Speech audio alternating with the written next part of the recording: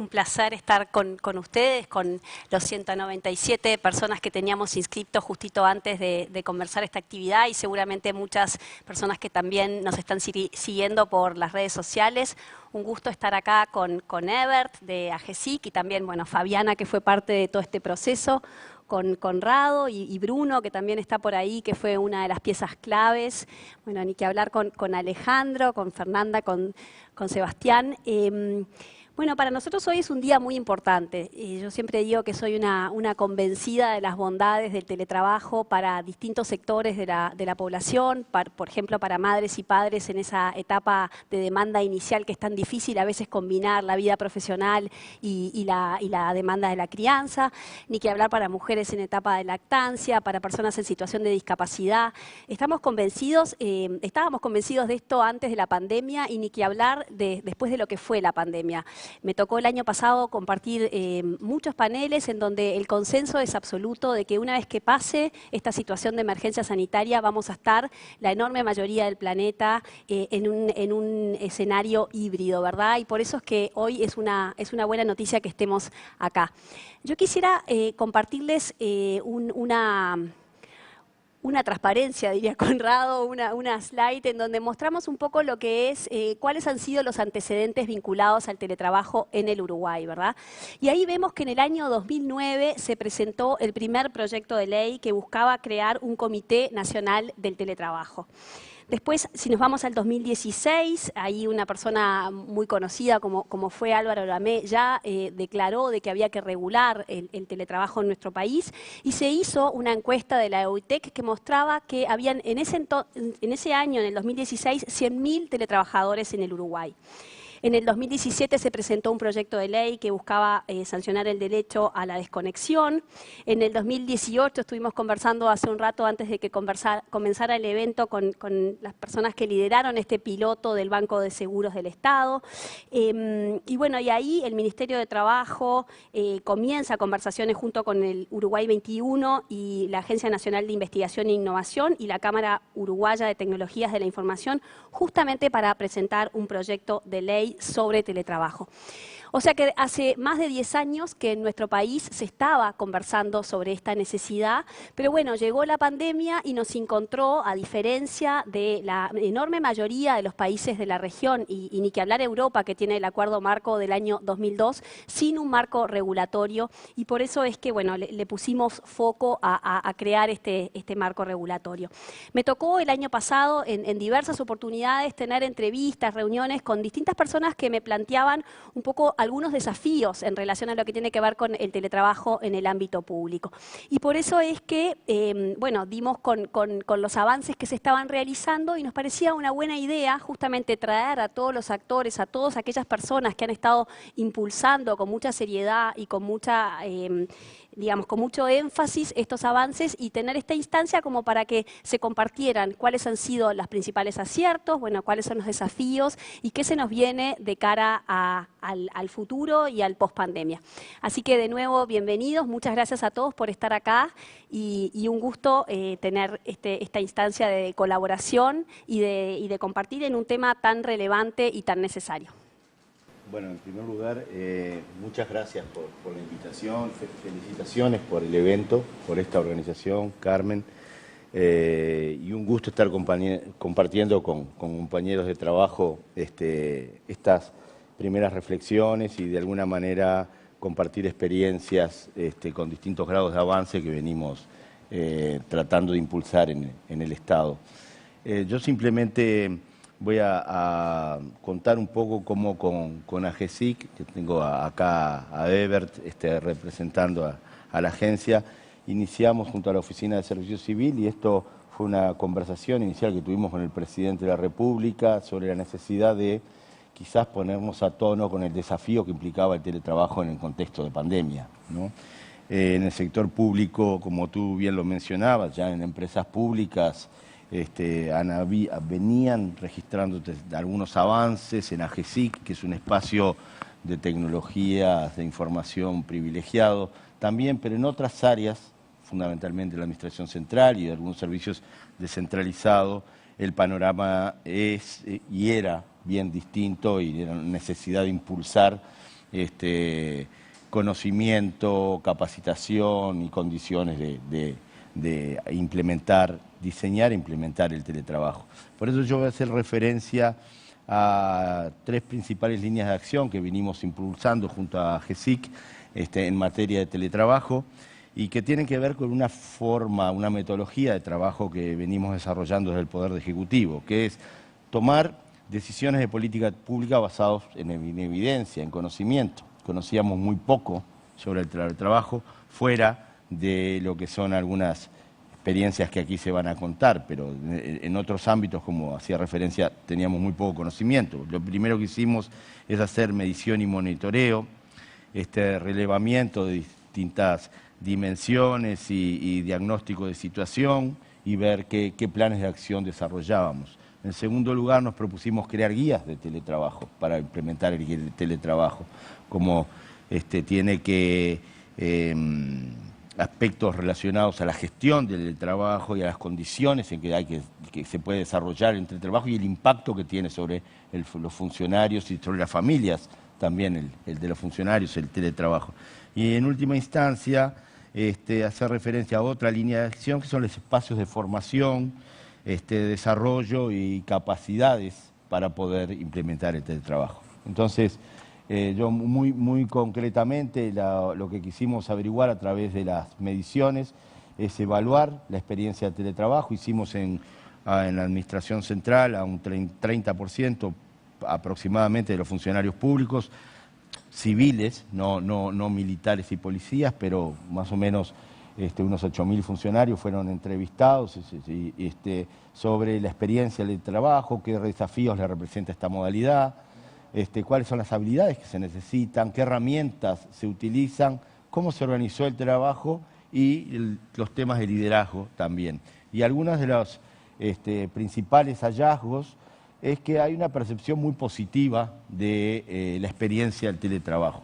3 de 4 encuestados evalúa como muy positiva, muy buena la experiencia, ¿no? Por otra parte, yo me pongo los lentes, de alguna manera el 68% quiere continuar con la modalidad, una combinación entre teletrabajo y presencialidad. Por lo tanto, esto es un indicio muy claro que el teletrabajo llegó para quedarse más allá del contexto de pandemia. Hay un 77% de los trabajadores que dice que no pudo cumplir su trabajo sin mayores dificultades, un 83% que la comunicación con sus pares y equipos de trabajo se desarrolló en forma fluida, y un 83% también dice que domina bastante bien las habilidades digitales.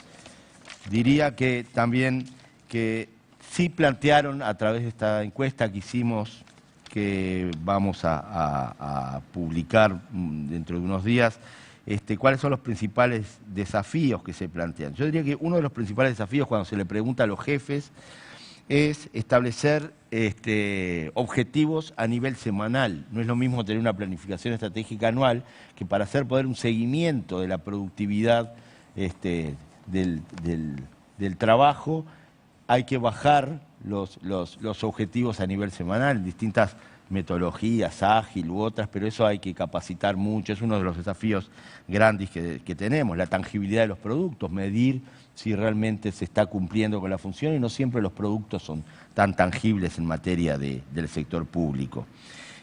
Coordinar las distintas jornadas de trabajo y horarios del teletrabajo, obviamente en contextos de pandemia era aún más difícil, como tú lo decías, que lo que puede ser a futuro, pero de cualquier manera siempre es un desafío que va a estar presente. Yo diría que y que el 77% considera que se lograron los resultados del equipo. Ahora, finalizando mi intervención, únicamente es que elaboramos unas guías, que yo voy a hacer referencia a 2 de ellas, porque hay otra que es materia típica de AGESIC, que tiene que ver con las herramientas y buenas prácticas en materia de teletrabajo, pero nosotros elaboramos una guía que tiene que ver con la planificación y organización del trabajo, cómo se planifican los objetivos y coordinar para lograr los mejores resultados. No es nada sencillo, esto parece fácil decirlo, pero son anhelos, y hay que trabajar mucho en esa materia. Es planificación estratégica, como decía, aterrizada a lo cotidiano. Las competencias laborales, identificamos cuáles son las competencias laborales, trabajo en equipo, coordinación, interinstitucionalidad. Son otras competencias que las que cuando uno está frente a su monitor y en presencialidad es completamente distinto a cuando se está desarrollando en relativo aislamiento. Cómo romper esos aislamientos también del teletrabajo es una de las condiciones fundamentales que hay que estudiar. Por eso la otra guía tiene que ver con salud y el bienestar y cómo organizar los espacios de teletrabajo. Es muy importante cuándo desconectarse, cómo nos posicionamos ante estos cambios. La gestión del cambio en el teletrabajo es fundamental, y cómo se trabaja, como decía, en redes, cuando que es necesario el trabajo en redes cuando uno está teletrabajando, y la transversalidad de las organizaciones. Yo creo que esto es algo que presenta desafíos notables que van a servir enormemente para mejorar la productividad del sector público. Gracias, y gracias, senadora, por la invitación. Gracias a los compañeros que me acompañan aquí en este espacio de diálogo. Un poco para explicar por qué el trabajo se realizó entre la Oficina Nacional de Servicio Civil y AGESIC, porque AGESIC es la Agencia de Gobierno Electrónico y Sociedad de la Información y del Conocimiento. Así que esto es un poquito más amplio, el expertise de AGESIC, no solo en herramientas tecnológicas, sino también, como decía recién Conrado, en transformación del cambio. La realización del potencial de la tecnología en el futuro del trabajo depende de decisiones fundamentales en relación con la concepción del trabajo, que podrían implicar debates en profundidad entre trabajadores y directivos para el diseño de los puestos del trabajo. Esto surge de un informe de la Comisión Mundial sobre el Futuro del Trabajo de la OIT de enero de 2019. Nadie, en enero de 2019, nadie iba a imaginar que un año después, en enero de 2020, el mundo estaría ingresando en una pandemia histórica que atravesaría sociedades, empleos, relaciones humanas y también relaciones laborales, que es lo que hoy nos convoca. ¿Cómo era el trabajo en el Estado moderno, si se quiere? Y digo, en el Estado moderno en el sentido clásico de la acepción, esto es del siglo XV en adelante y de la Revolución Industrial en adelante. Era una persona trabajando en la oficina, una persona trabajando en la fábrica y un jefe controlando en la oficina y en la fábrica un determinado periodo de tiempo, un cumplimiento determinado, y se agotaba. Este tipo de trabajo fue así, aunque parezca, y por ahí lo estoy resumiendo y ridiculizando un poco, en Uruguay hasta el 13 de marzo del año 2020. El 13 de marzo del año 2020, un viernes, como ustedes lo recordarán, ingresaron los 4 primeros casos de COVID-19 en nuestro país, y ahí lo que pasó fue la velocidad de los cambios y aceleración de necesidades. Desde 1850 a la fecha, cuando se creó por primera vez el teléfono Meucci, luego patentado por Graham Bell y recién reconocido Meucci en 2002 como inventor del teléfono, esto es comunicación a distancia por voz, pasaron 150, 160 años hasta que nadie discutiera que toda persona tiene que tener un teléfono, y ya como parte de, como una extensión del brazo de la gente. Podríamos ir con otros ejemplos, como cuánto tiempo pasó entre que ARPANET se transformó en Internet y luego la masificación del uso de esa herramienta para el trabajo. Pero cuánto tiempo tuvo Uruguay, y en este caso en el sector público, para adaptarse al trabajo tradicional que venía diciendo, al teletrabajo. 72 horas. Del viernes 13 de marzo hasta el lunes, tanto jefes o jerarcas como empleados, y en esto me refiero sector público y también privado, tuvieron 72 horas para adaptarse al cambio de algo que existía, pero que no se utilizaba porque no había necesidad. ¿Cuáles eran los desafíos? Como recién decía también Carmen y decía Conrado, bueno, no solo era teletrabajar en pandemia. Esto implicaba tener a los niños en casa, implicaba tener o no tener ayuda de familiares porque estaban en la misma situación, no tener con quién contar, e implicaba poder convivir con el temor de la pandemia y el temor de la situación laboral de esa persona, que tenía que cumplir con su trabajo y además de un Estado que tenía que responder a las necesidades de la gente. Un Estado que tenía que responder, un Estado presente sin presencialidad. Y vaya la contradicción, y esto fue, insisto, de un viernes a un lunes. ¿Cuáles eran las fortalezas o cuáles son las fortalezas? Si bien hay un ecosistema con desigualdades, las herramientas tecnológicas sí que existían como medio para cumplir la tarea. Pero a todo esto vienen las debilidades que recién ustedes dos también mencionaban, y es la falta de capacidades o habilidades para utilizar esas herramientas y la capacidad de adaptarse en 72 horas. Y por supuesto, como decía, intentando manejar esto con una incertidumbre de todo tipo. Adaptarse a utilizar las herramientas no es algo sencillo y creo que es hacia donde tenemos que ir. Las herramientas están y cada vez hay más. Zoom no se creó recién, Teams no se creó recién, TeamViewer tampoco, Wecan tampoco, Trello tampoco. Pero si yo traigo acá 200 autos de Fórmula 1 y le pongo a cada uno, tomen, acá tienen lo mejor en tecnología automotriz para cada uno de ustedes, seguro nadie lo puede manejar, a pesar de tener la mejor tecnología disponible.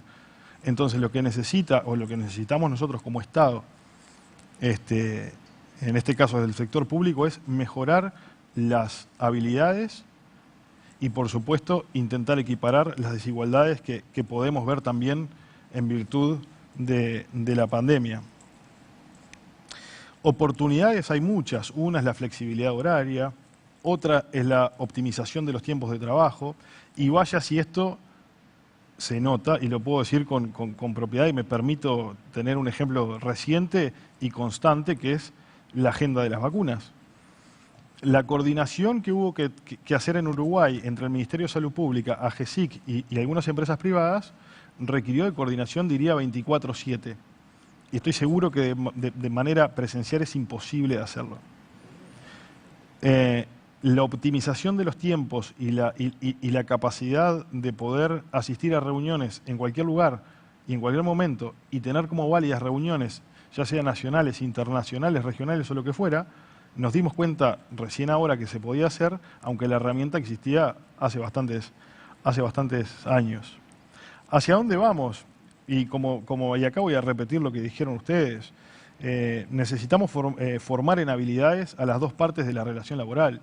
Esto es no solo a los empleados, a los funcionarios, a las personas que trabajan en las dependencias del Estado, sino también a los jerarcas.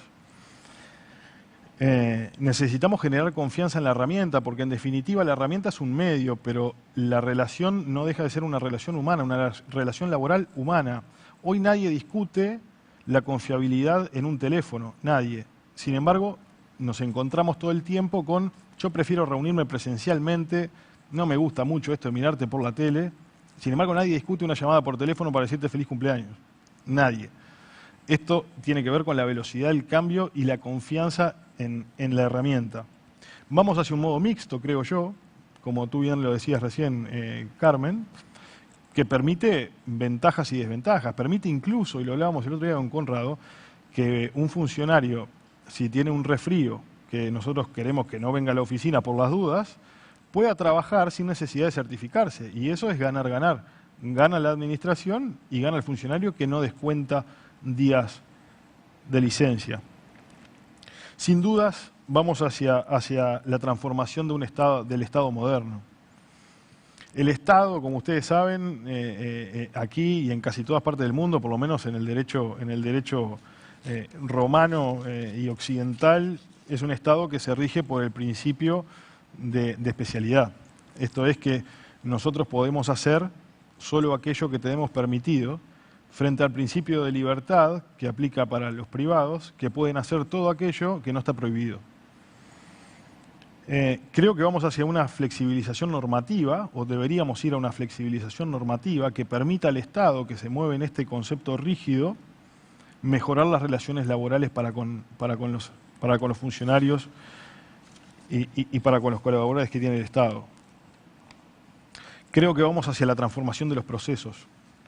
Creo que si bien hace unos años la digitalización como tal era un objetivo, creo que hoy el objetivo es la transformación digital, y esto es no cambiar el proceso papel a una computadora, sino cambiar el proceso entero y que sea nato de la computadora. Y esto implica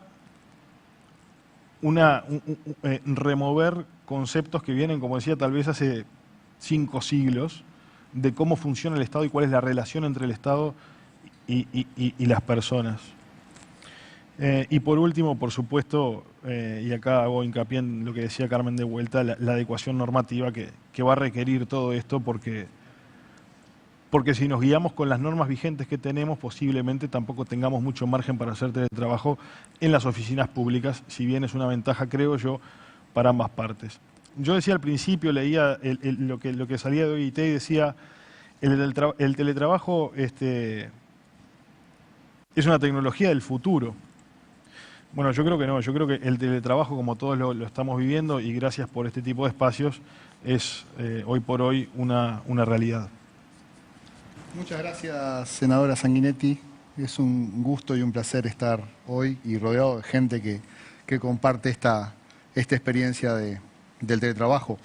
Y primero, expresar la satisfacción que uno tiene de que esto se empiece a tomar como algo natural, que el teletrabajo sea aceptado como una forma de trabajo, una forma diferente en la cual se cambia el paradigma de que el funcionario o el empleado tiene que marcar tarjeta, que el empleado tiene que cumplir un horario y estar visible para el jefe, a que el empleado aporta su valor entregando un resultado.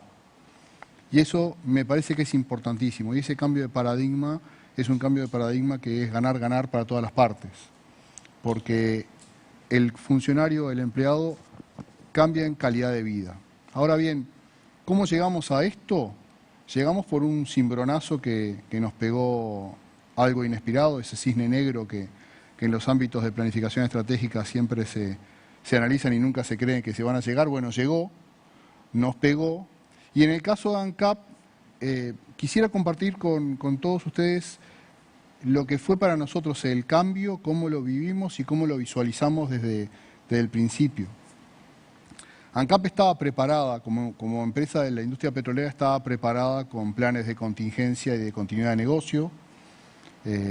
Teníamos que prever que podía haber una catástrofe en nuestras instalaciones, que pudiera haber un evento mayor que nos afectara. Por lo tanto, de alguna manera las bases para un trabajo a distancia estaban planteadas.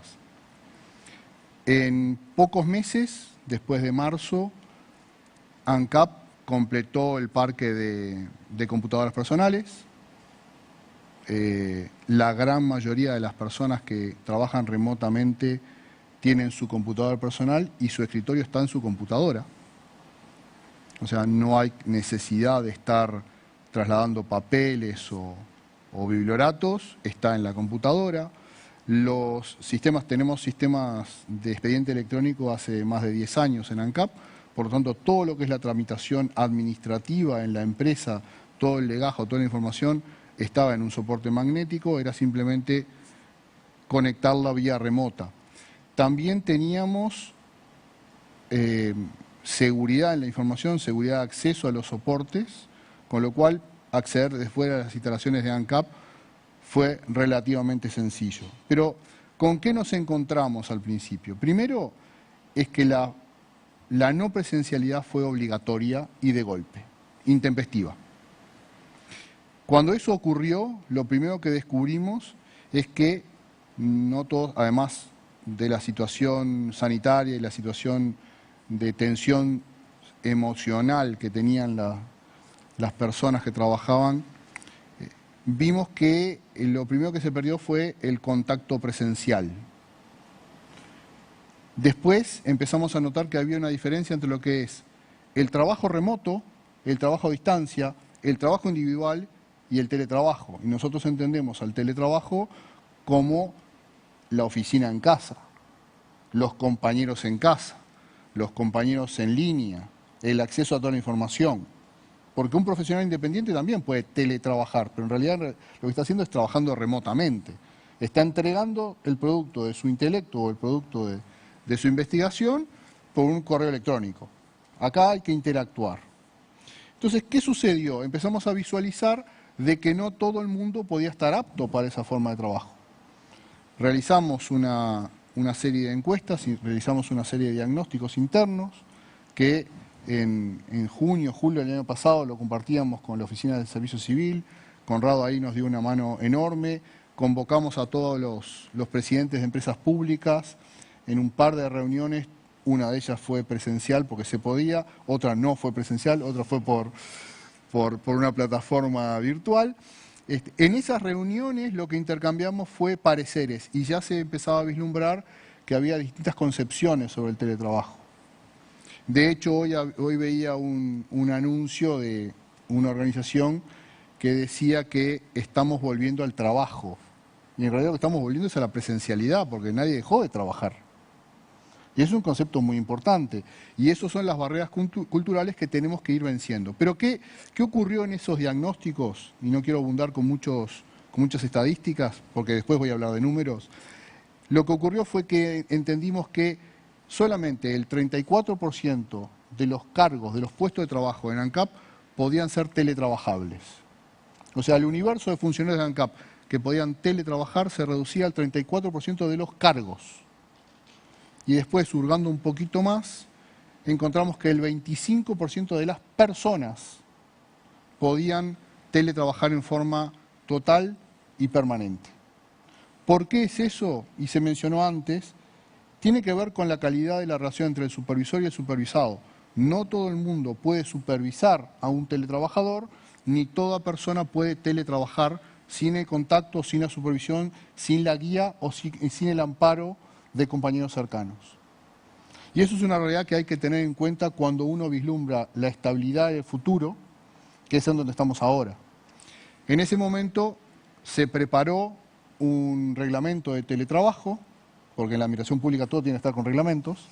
Preparamos un reglamento de teletrabajo, ese reglamento de teletrabajo tuvo un año de discusión con el sindicato hizo aportes, el sindicato planteó dudas, los jefes planteaban dudas, pero finalmente el directorio de ANCAP aprobó un reglamento de teletrabajo que, si bien venimos teletrabajando hace más de un año, lo vamos a empezar a poner en práctica el lunes que viene, ¿sí? Con alguna rigurosidad más o menos, pero el reglamento tiene algunos conceptos que me parece importante compartir con ustedes. El reglamento de teletrabajo establece que el teletrabajo primero es una forma de trabajo y el funcionario está definida su tarea, sus responsabilidades, por la descripción del cargo en el manual detallado de la organización. No importa que esté en la casa, o esté en el club, o esté en un parque, o esté en la oficina. Es trabajo. El teletrabajo es voluntario y reversible. Acá no puede haber una imposición de teletrabajo. Lo fue en la época de la pandemia por una situación sanitaria, pero no puede ser obligatorio. Tiene que ser voluntario. Tiene que ser aceptado por ambas partes. También reconocemos la necesidad de la interacción social. Por lo tanto, en esta primera etapa, el teletrabajo en ANCAP va a ser admisible hasta 3 jornadas por semana. Pero va a haber que tener 2 jornadas presenciales por semana para la interacción, para el hábito, para la relación social. Tiene que darse ciertas condiciones para que una persona pueda teletrabajar. Tiene que tener un lugar adecuado, tiene que estar disponible y accesible a las horas de trabajo acordadas, tiene que concurrir a las instancias presenciales a las que se lo convoque y tiene que cumplir con todas las políticas de seguridad de la información. Porque una cosa es estar adentro de la oficina y estar a resguardo, y otra cosa es estar en un parque o en un bar y que la computadora quede con los accesos a toda la red de ANCAP para cualquiera. ¿Sí? Entonces, eso es importantísimo. Ahora bien, ¿cuál es el paradigma que cambia? Que el funcionario tiene la libertad de elegir cómo entrega el resultado. Y ese concepto de libertad, ese concepto de voluntariedad, ese concepto de consenso entre el supervisor y el supervisado está plasmado en nuestro reglamento y queremos enfatizarlo.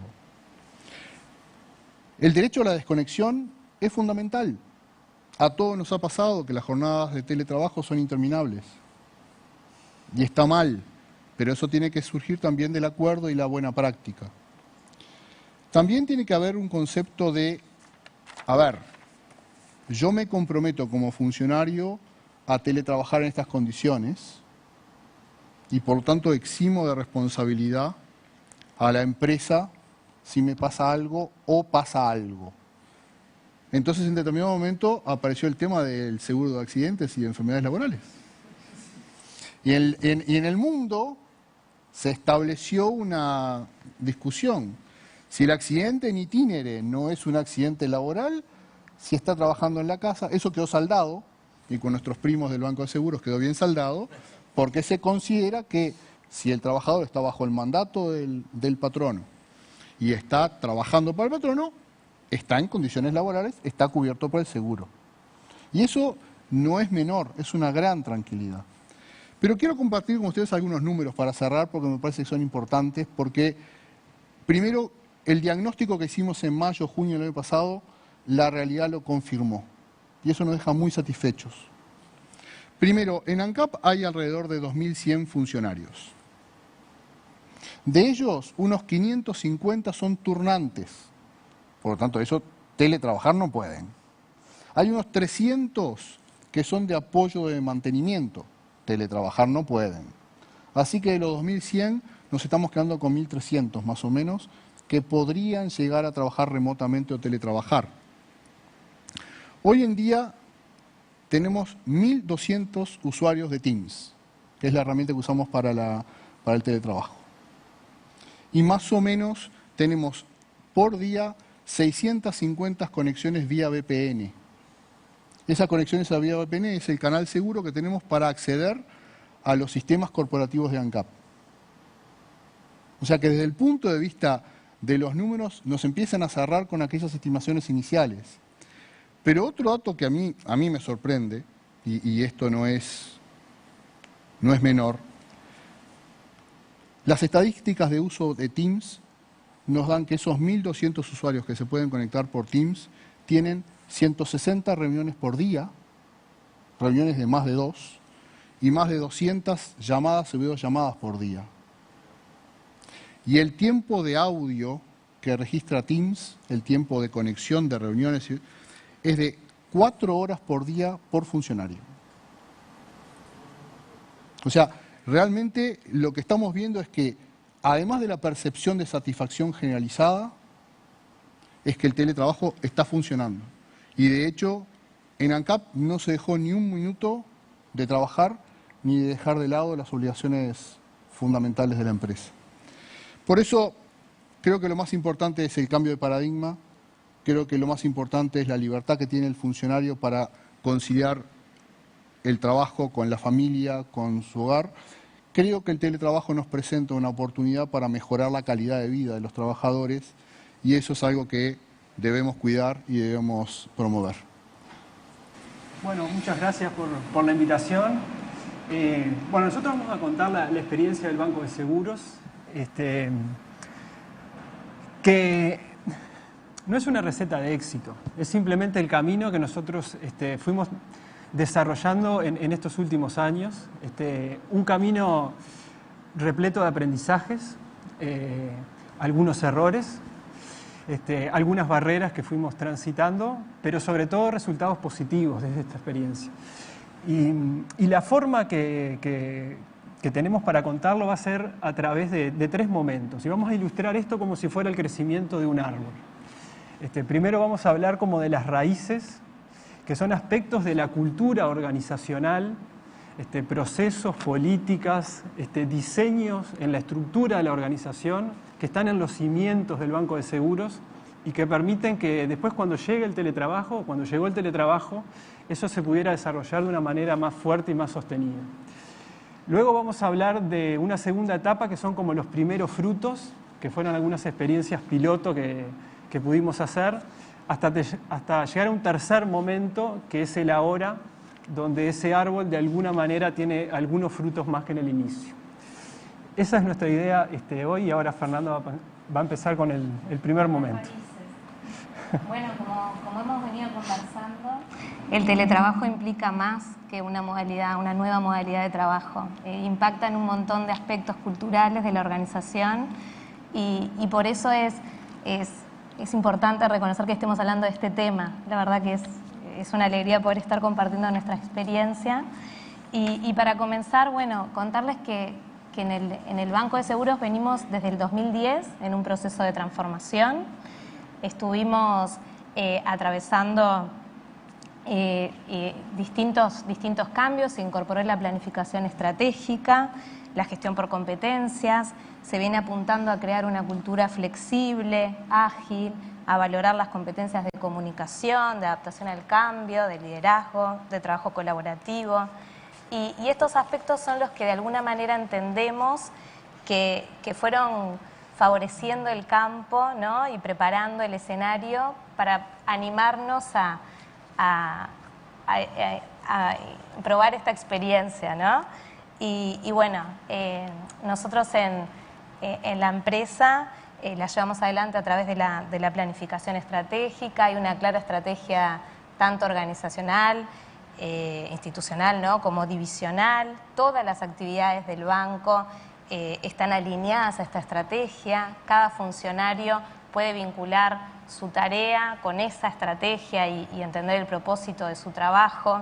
Y bueno, esto fue permitiendo un cambio que venían mencionando, ¿no?, en esta conversación tan importante, de empezar a gestionar por resultados, por objetivos, de ir incorporando estos comportamientos de medir, de estar haciendo seguimiento, monitoreo.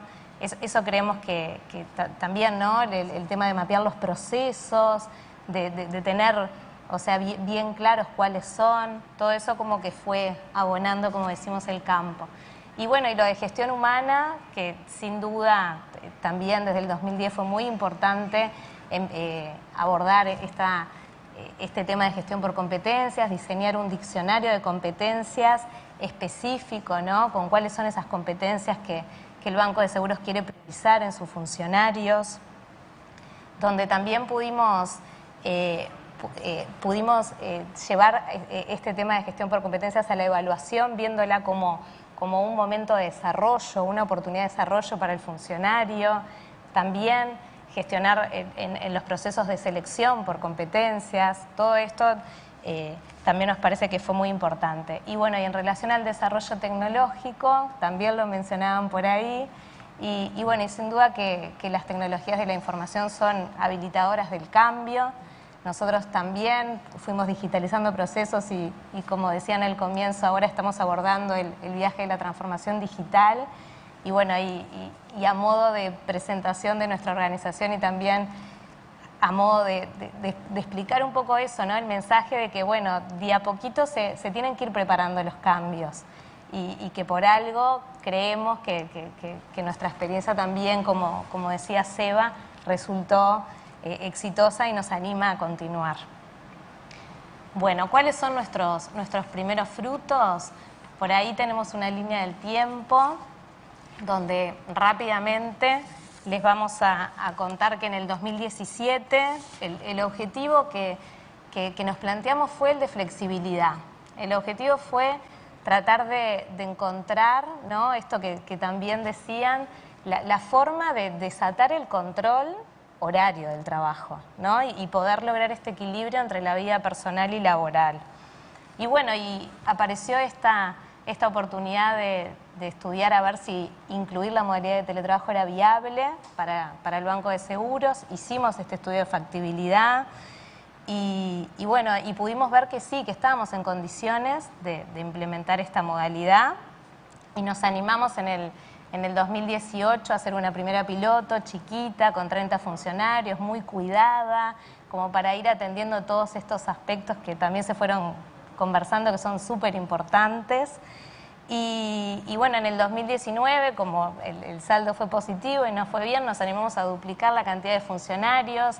Tuvimos el desafío de identificar estos procesos teletrabajables, los funcionarios que tenían las competencias para teletrabajar, los supervisores que también estaban con las competencias necesarias para llevar adelante esta nueva modalidad de trabajo. Y bueno, y finalmente llegó el 2020 y ahí tuvimos la oportunidad de muchos más vivir la experiencia del teletrabajo y bueno, y pudimos capitalizar nuestra experiencia. Ahí fue donde pudimos visualizar estos primeros frutos que decimos y que no nos agarró tan de repente, y sí muchos de los aprendizajes que fuimos teniendo a partir de las experiencias piloto los pudimos poner en práctica. Y bueno, ahora Seba les va a contar algunos de estos aprendizajes. Sí, una para atrás ahí, ya vamos a llegar al presente. A ver, de estos primeros años, algunos aprendizajes significativos para nosotros. Lo primero, apoyo de la alta gerencia. Si gerencia general y directorio no están compenetrados y embanderados con el teletrabajo, estamos en el horno. Por suerte nosotros conseguimos ahí a personas aliadas, ¿no? Y en esto de ir convenciendo, ir de a poquito juntando gente que esté a nuestro favor. Pero eso es muy significativo y eso va marcando la cultura también de la empresa. El segundo aprendizaje tiene que ver con el liderazgo de capital humano, ¿no? Y este es un mensaje más para los colegas. La iniciativa estratégica de teletrabajo en algunas empresas, por los sondeos que nosotros hicimos, eran lideradas desde sistemas, ¿no? Más desde la parte tecnológica. Y bueno, las recomendaciones que nos hicieron es, no, ustedes agarran la bandera, ¿no? Porque esto tiene que ver fundamentalmente con el capital humano, con las relaciones, con el liderazgo, con cómo coordinamos el trabajo. Entonces, eso nos empoderó a nosotros y nos permitió ser un poco los guías en este proceso. Y en ese sentido también formamos un equipo conductor, ¿no? O una coalición, digamos, para el cambio. Y esto nos permitió sentar en una misma mesa a los distintos referentes, a las distintas partes interesadas de la empresa en este proyecto, ¿no? A compañeros de legal, a compañeros de sistemas, a técnicos prevencionistas, y al sindicato, ¿no? Que esto no lo hicimos, ¿no? en la primera experiencia piloto, lo tomamos como un aprendizaje, y en la segunda se transformó este grupo conductor en un ámbito bipartito. Entonces todas las decisiones de alguna manera estaban consensuadas y tenían como cierto respaldo. Y eso, la verdad que fue muy significativo. Otros aprendizajes, bueno, los documentos. Acá no voy a profundizar, pero sí una política, un marco que justifique por qué hacemos el teletrabajo. Porque si no se pueden generar como ciertos mitos de, bueno, hacemos esto para ahorrar costos o hacemos esto para bajar el personal. Y en realidad ese no fue el foco de nuestra estrategia, sino que fue la flexibilidad laboral, ¿no? Y eso estaba escrito.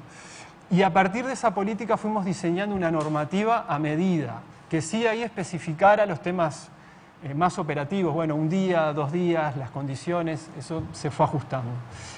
Y además acompañamos eso con materiales de apoyo para los líderes, sobre todo. Por eso ahí está un tercer aspecto, que es la figura del telesupervisor, ¿no?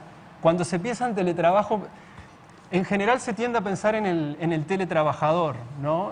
Y nosotros pusimos también en énfasis en la persona que lidera, ¿no? Y para eso, como decían, le dimos capacitación, generamos instancias de acompañamiento a través de talleres.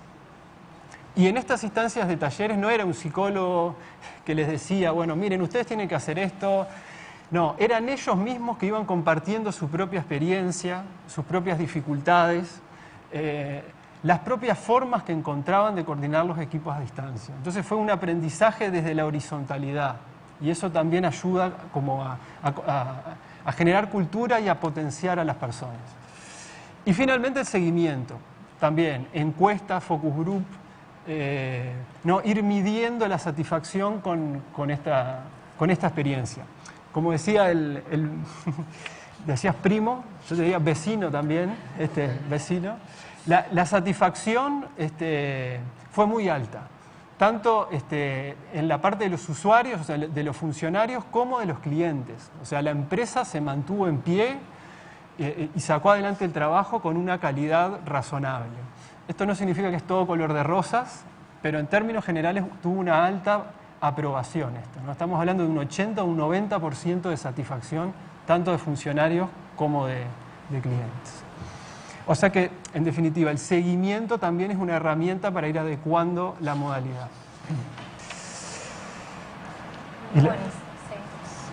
Bueno, ¿y en qué estamos ahora? ¿En qué estamos ahora? Lo que hicimos fue, en primer lugar, mantener los principios guía, ¿no? Y esto, flexibilidad y participación. Establecimos un criterio de presencialidad mínima para el retorno, que eso sí es fundamental, o sea, no es 100% teletrabajo, ni tampoco es para toda la organización, es para una parte de la organización, rescatando el valor de, bueno, tenemos que volver. Y en ese sentido generamos una campaña de comunicación que trabaja el concepto volvemos a vernos, volvemos seguros, ¿no? Por eso, los entornos saludables, ¿no? Y ahí nos apoyamos mucho en el equipo de salud ocupacional para la redistribución de los espacios y, bueno, y todos los temas de los protocolos.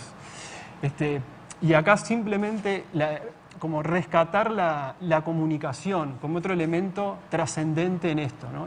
Cómo se comunican los lineamientos, cómo se comunican las pautas. Muchas veces los ruidos se generan porque no se entiende cuál es la modalidad que se va a usar o se pueden generar diferencias entre un área y la otra. Entonces, planificar la comunicación es también estratégico. Hoy estamos probando con esto, estamos probando con, bueno, tratar de superar un poco la cantidad de teletrabajadores de las pruebas piloto. Y bueno, estamos empezando a definir nuestra reglamentación que se va a adecuar, digamos, a este nuevo contexto. Que ahí nosotros tenemos la base, como les decíamos, de esa reglamentación transitoria, que sin duda fue muy rica toda la discusión y acuerdos que se fueron realizando, y va a ser la que vamos a tomar de base para esta reglamentación definitiva, que es lo que nos va a tener ocupados de acá hasta fin de año, como para ir gestionando este proceso de transición, ¿no?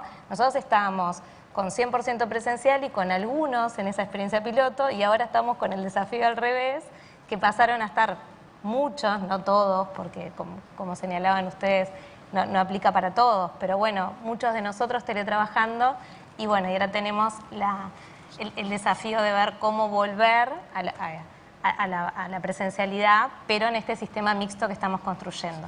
Y bueno, y para terminar, les dejamos una frase. Compartir una frase que no es nuestra, ni de un autor célebre, es de un compañero del Banco de Seguros que en un taller hizo esta reflexión sobre la experiencia de teletrabajar, ¿no? Me atreví a hacer tareas que antes ni imaginaba. Mejoré mi capacidad de delegar y confiar.